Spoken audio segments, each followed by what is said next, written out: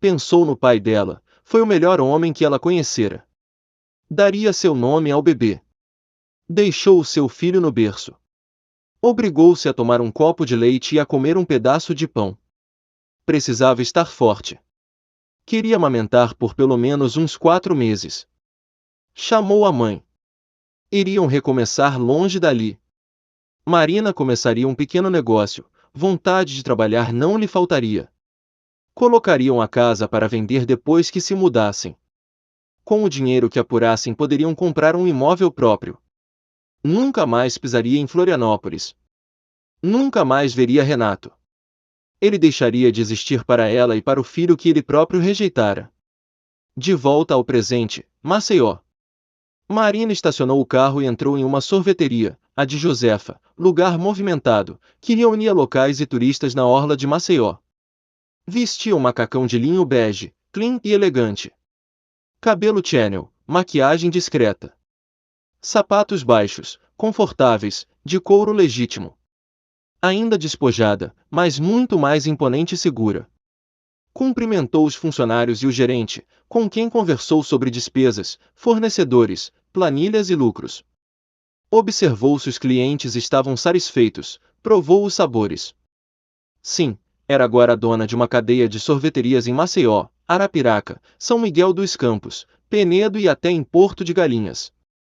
Administrava tudo com muita segurança. Seus funcionários, que sempre ganhavam um pouco acima do que os concorrentes pagavam, além de um plano de saúde, eram escolhidos a dedo. Há 15 anos, quando chegou à casa de sua tia no bairro do Farol, Marina trazia suas economias para iniciar um negócio, ainda sem saber exatamente qual. Mas assim que sentiu o calor do Nordeste, pensou em uma sorveteria. Ela, inclusive, já tinha experiência no ramo. Trabalhou por anos em uma quando vivia em Florianópolis. Além de tudo, as regiões Norte e Nordeste poderiam fornecer frutas locais com sabores muito atrativos: cajá, umbu, manga, mangaba, cupuaçu, cacau, tamarindo, pinha, graviola, jaca, açaí, entre outros. Assim, logo Marina achou seu nicho, uma sorveteria com sabores clássicos e tradicionais, mas também com sabores de frutas deliciosas locais. Inicialmente alugou o térreo de uma casa de andar, próxima à casa da tia. Montou uma sorveteria pequena. Deixou os fundos da sorveteria, onde havia um pequeno quintal, para morar com sua mãe e neto, na época com 4 meses. Além de administrar, era vendedora, faxineira e preparava os sorvetes com Dona Josefa. Cuidava do filho. Seu dia era longo. Por meses, quando todos dormiam, chorava todas as noites e caía em um sono profundo. O negócio começou a prosperar. Precisou empregar uma prima Júlia para ajudar na sorveteria das 16 horas às 20 horas. Encomendas começaram a ser solicitadas. A produção de sorvetes aumentou bastante. Novos sabores e apresentações foram acrescentados. Dona Josefa sugeriu que comprassem o imóvel com o dinheiro da venda da casa em Florianópolis. Assim, passaram a morar no andar de cima e todo o térreo ficou para o negócio. Usaram o quintal como área aberta com mesas espalhadas, que lotavam nos dias de calor. Daí em diante, vieram as filiais, a primeira foi a da Pajuçara, depois Ponta Verde. A rede de sorveterias expandiu-se inclusive para outro estado. Marina, aos 37 anos, era uma mulher bonita, serena, carismática, mãe amorosa e amiga, filha dedicada. Poucos amigos, muitos conhecidos. Não tinha relacionamentos, embora tenha sido paquerada muitas vezes.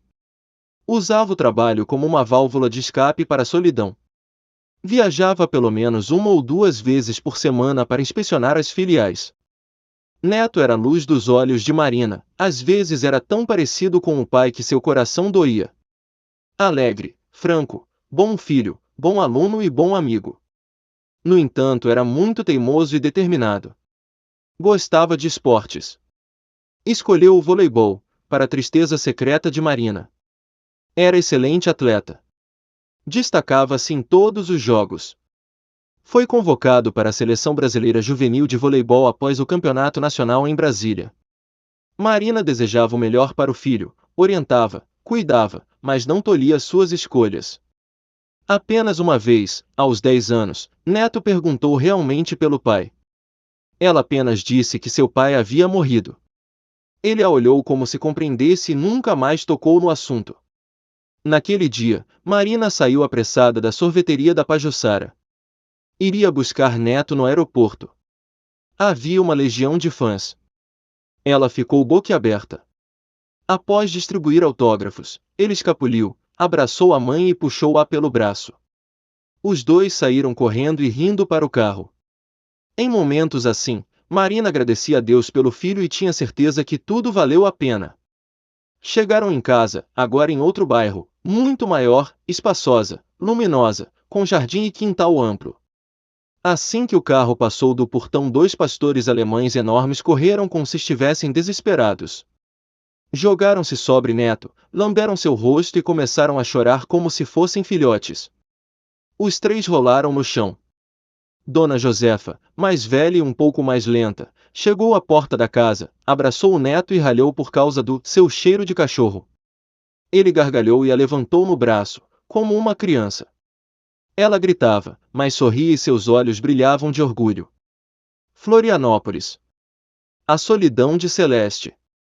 Minha mãe jantava só outra vez. Eu não viria jantar, de novo. Os anos passaram. A despeito dos esforços de Celeste, não casei com Laura. Na verdade, tornei-me um solteirão.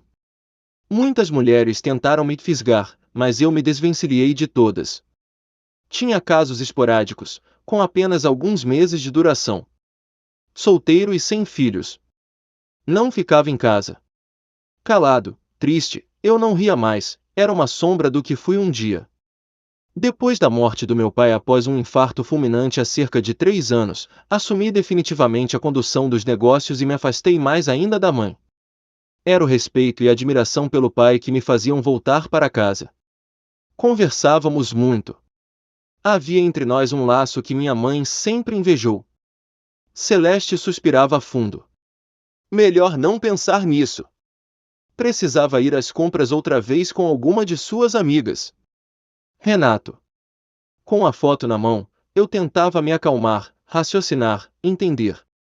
César, em silêncio, colocou a mão em meu ombro. Lembrei de suas palavras proféticas quando soube os detalhes do que aconteceu há 15 anos atrás. Cuidado, Renato, investigue melhor. Um dia você pode se arrepender. Na época, não prestei atenção, o laboratório havia confirmado o exame. O que eu faço? Perguntei. César respondeu, a primeira coisa a ser feita é ir ao laboratório que deu o laudo do exame. Combinamos de nos encontrarmos lá no outro dia às 7h30. No laboratório, fomos informados de que a chance de acerto do método de comparação entre as amostras era de 99,99%. César perguntou então, quem seria responsável por trazer as amostras para a realização dos exames.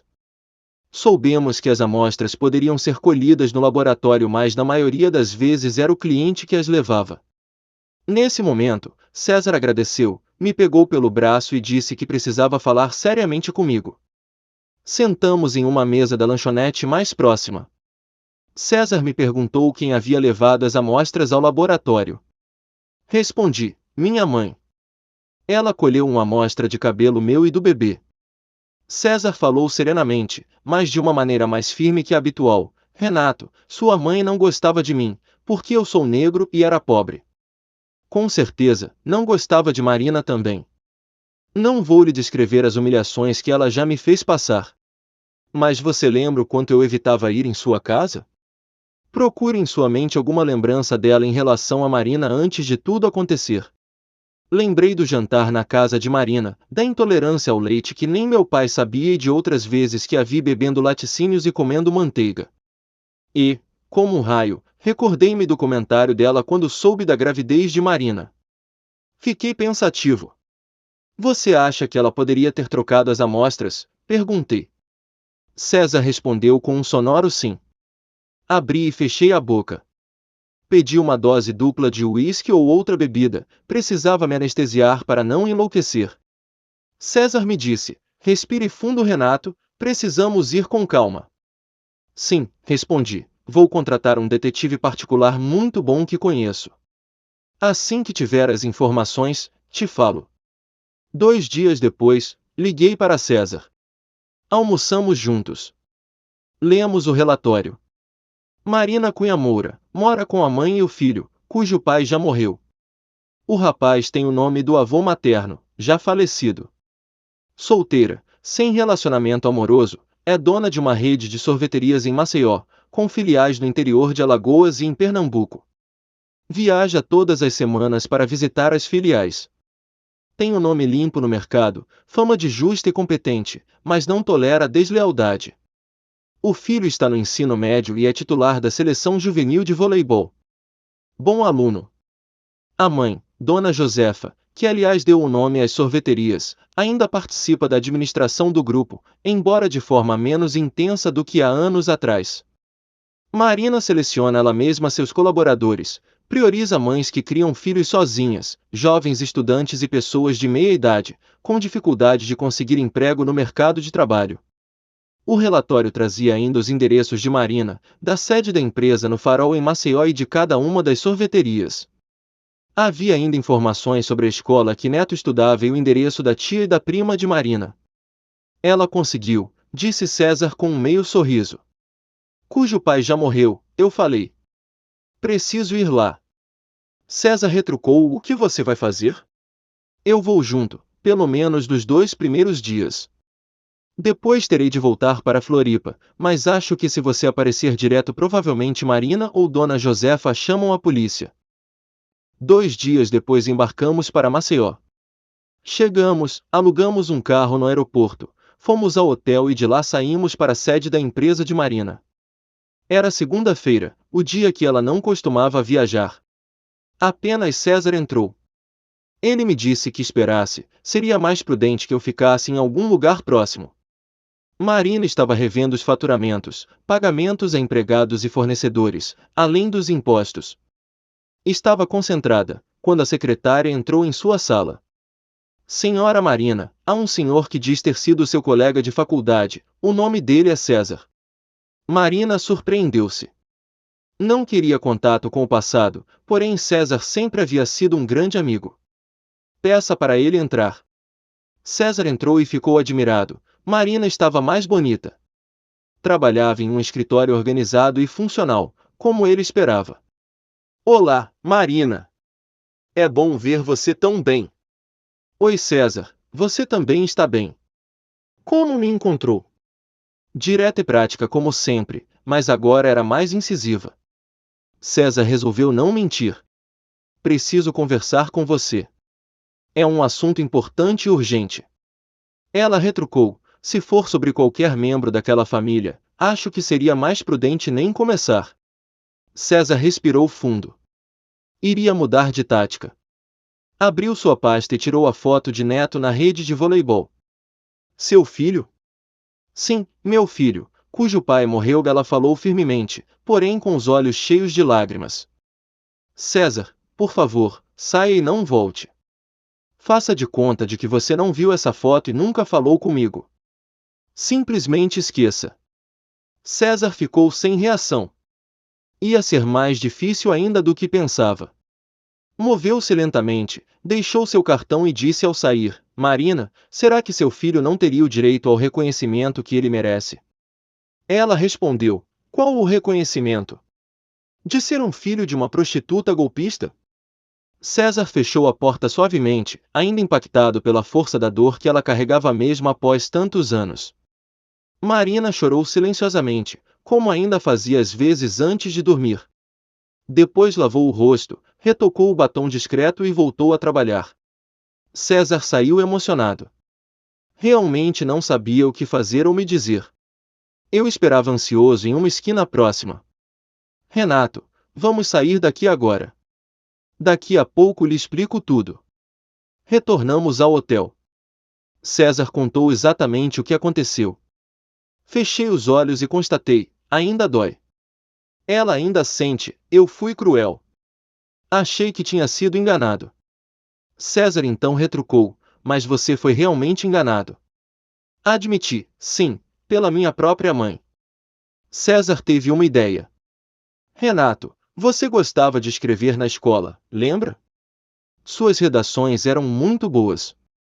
Agora você fará a redação mais importante e sincera da sua vida. Faça hoje à noite. Abra seu coração. Fale tudo o que você sentiu e sente. Amanhã eu levo lá. Escrevi, com absoluta sinceridade. Expliquei tudo. Disse que duvidei do exame e fui me certificar no laboratório, que acreditava nela, até ouvir que o exame era 99,99% certo. Falei ainda que jamais pensaria que minha mãe poderia trocar as amostras, afinal ela cortou uma mecha do meu cabelo e outra do bebê. Falei de como foi construído meu ciúme de Carlos. Afirmei que está só, que não consegui manter um relacionamento sério com mulher alguma.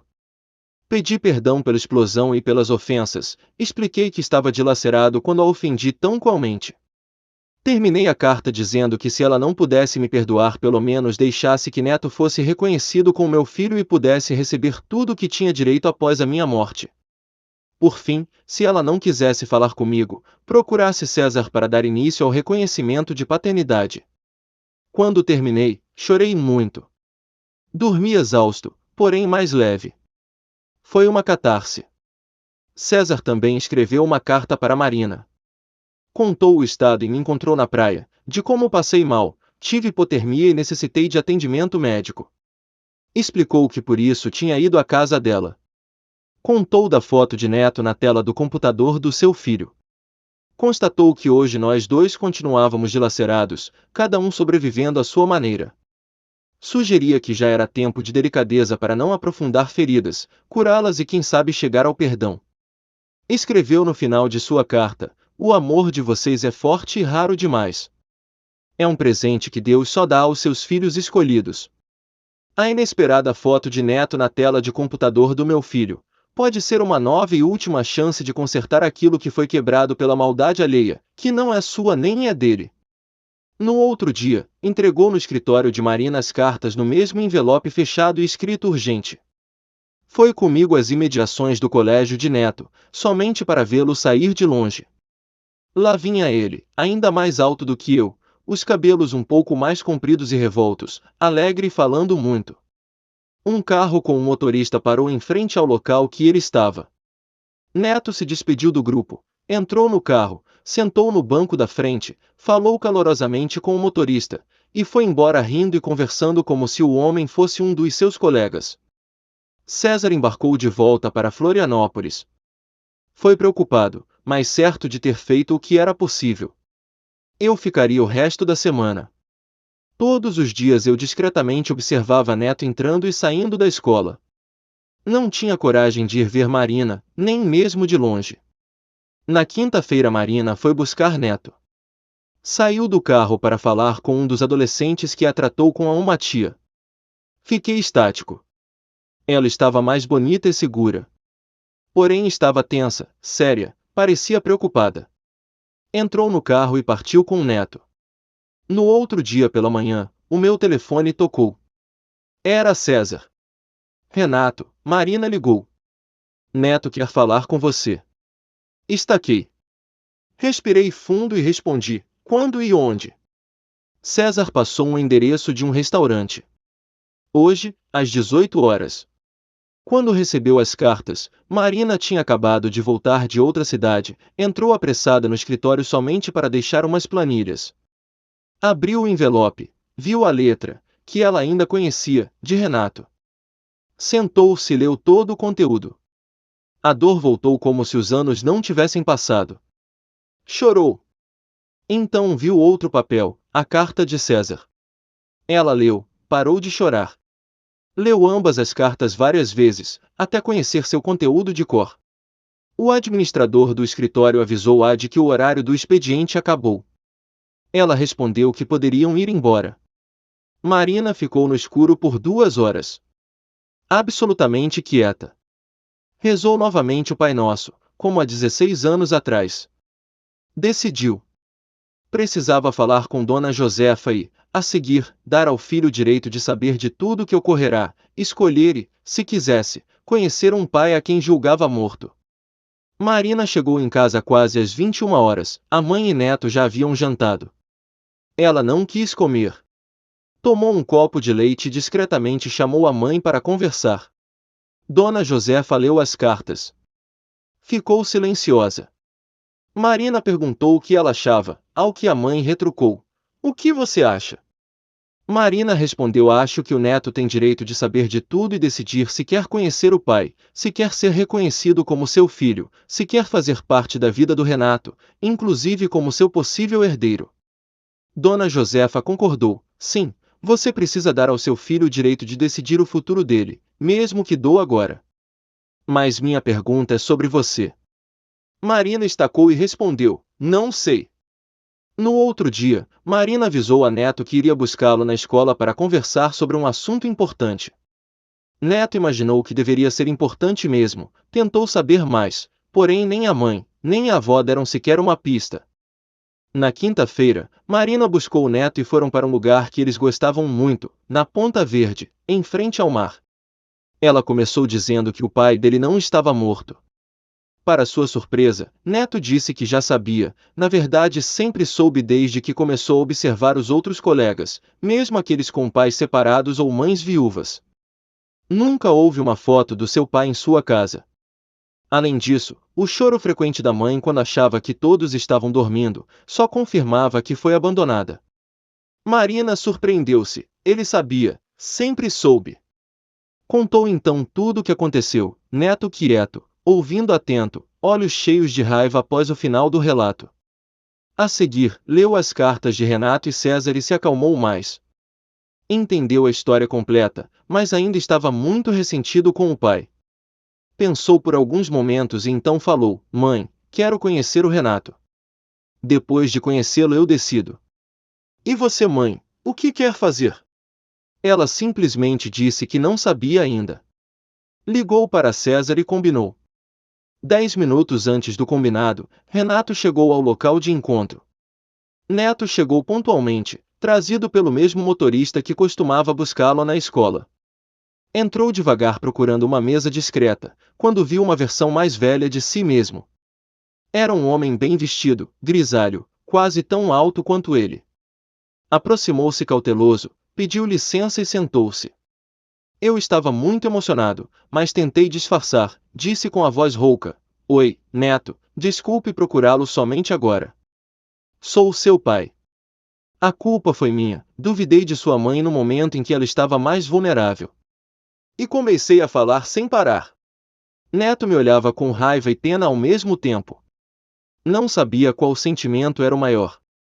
No início a raiva venceu e falou alto: "Você sabia que a primeira lembrança que tenho da minha mãe é dela chorando todas as noites escondido, quando achava que eu já estava dormindo? Você é um idiota. Burro. Tapado. Não sabia o valor da mulher que tinha? Pois só com 15 anos eu sei o valor da mãe que tenho, viu?" Fiquei calado, achei que merecia tudo o que ouvi. Acho que meu olhar foi tão triste que Neto parou.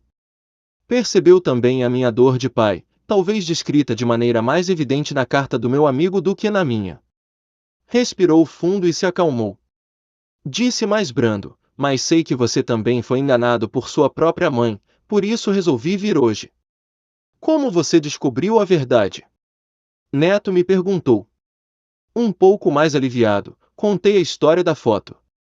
Falei que também jogava vôlei e como achei que a foto seria minha mesmo, embora não lembrasse quando fora tirada. Começamos então a conversar sobre o esporte e em pouco a pouco descobrimos outras coisas em comum. O tempo passou rápido. Combinamos encontrar-nos no outro dia pela manhã para tratar do reconhecimento de paternidade. Perguntei, escondendo a ansiedade: "E Marina?" Ao que Neto respondeu: "Acho que nem ela sabe, mas tenho certeza que ela vai querer outro exame de DNA antes de qualquer passo." No outro dia, Neto ligou-me. Fomos a um laboratório de confiança em Maceió, colher presencialmente as amostras e fazer um exame de paternidade. Marina queria assim. No domingo, embarquei para Florianópolis, passaria uma semana lá e depois voltaria outra vez a Maceió. Florianópolis. Quando cheguei em casa, avisei a minha mãe que iria morar em um apartamento mais próximo ao trabalho, que aquela mansão era muito triste sem o meu pai. Celeste levou um choque. Ultimamente eu estava cada vez mais distante, mas nunca pensou que eu deixasse aquela casa. Protestou, chorou, disse que iria morrer sozinha, mas não me abalei. Sugeri que vendesse o imóvel e morasse em um local mais funcional para uma mulher viúva. Em menos de uma semana mudei-me para um apartamento próximo a Jurerê, minha praia favorita desde criança.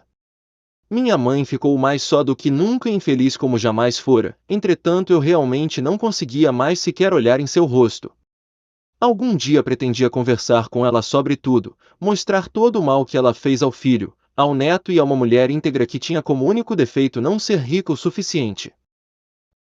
Após uma semana, eu estava de volta a Maceió.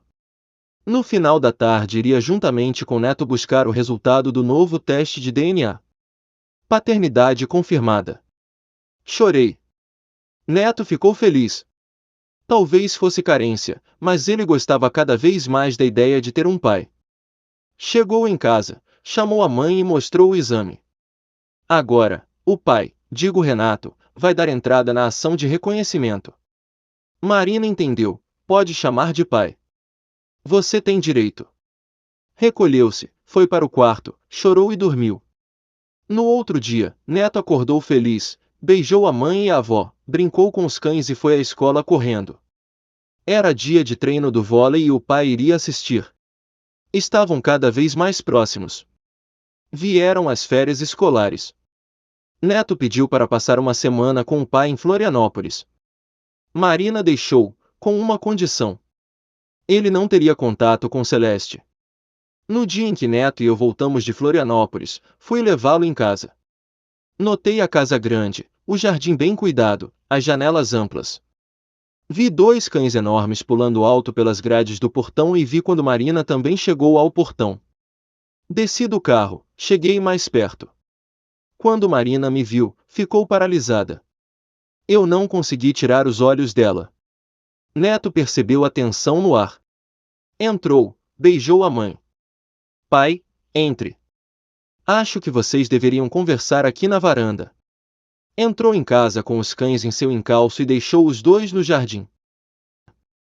Marina e eu sentamos nas cadeiras de vime da varanda, sem saber o que dizer.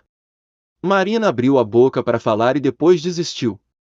Pigarreei e disse, obrigada por me deixar conviver com o neto.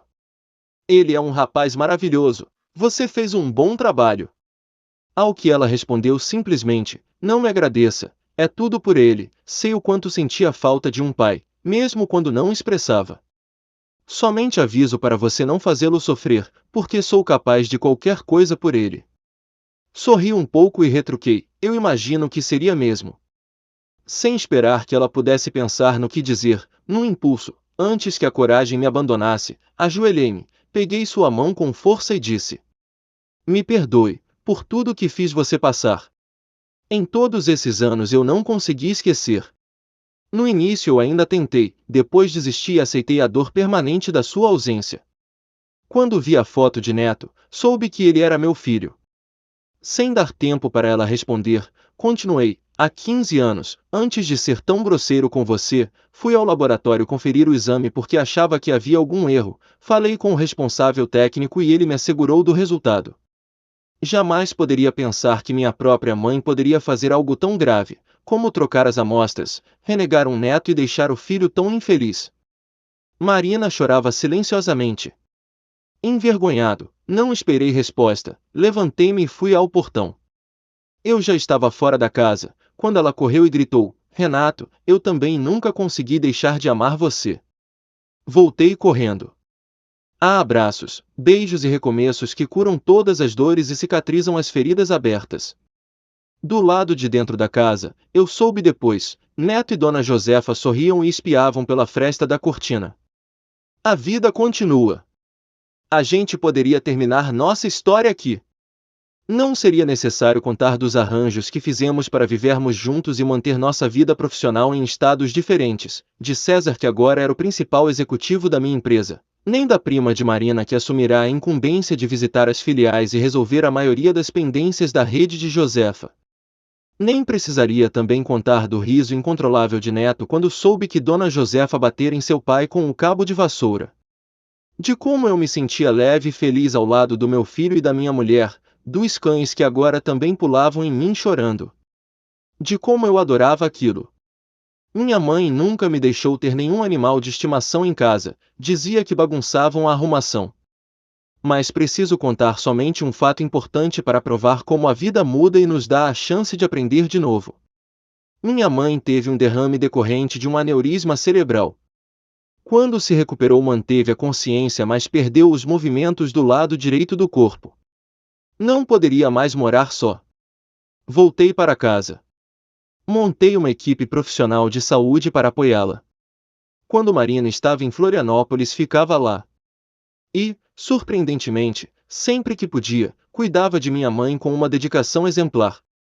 Neto também a amparava sempre.